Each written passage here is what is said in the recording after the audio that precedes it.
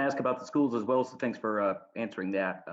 Can you, in layman's terms, just explain the difference in a subunit protein vaccine and an mRNA, just for those who aren't aware of it, briefly, if possible? And then secondly, maybe you can split these questions.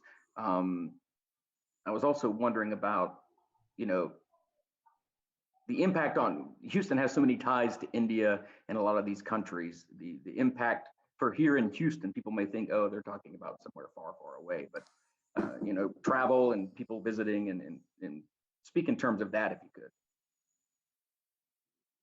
Well, a couple of things. So we do have a lot of ties with the India community here in Houston, and I spoke at one of their large events and met with the Indian ambassador to the United States. So I do think this will help to promote U.S.-India relations and Texas-India relations. So I'm very excited about that. And you know, this is one of something very special about India is it is committed to developing vaccines for the world, even beyond ours. So we've known about India for many years. In fact, Mary Elena was there a couple of years ago, right, doing kind of a landscaping exercise of the Indian vaccine producers, and that all fed into what happened here.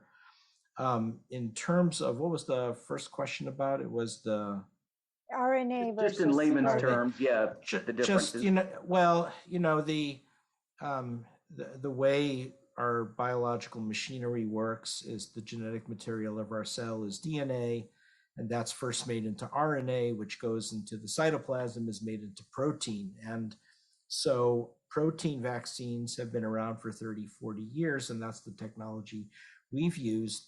I think the idea behind the mRNA is it's faster to make a piece of mRNA than it is a protein. And so for purposes of speed and innovation, that's why Operation Warp Speed a year ago or 2 years ago now went with the mRNA technology, which we get. The problem is with mRNA technology, although it's a good vaccine, and I'm the beneficiary of the Pfizer-BioNTech vaccine, there are limits to its scalability, and we also don't know about its durability. So that's why we've always felt that it's important to balance that mRNA portfolio, which is a brand new technology, with more traditional technologies that we know we could scale globally. And that was the kind of the fatal flaw of Operation Warp Speed, was that there was no consideration for global equity and for recognizing that we had to also vaccinate the world, not just North America and Western Europe. And so that's where we came in and we're able to now fill that gap.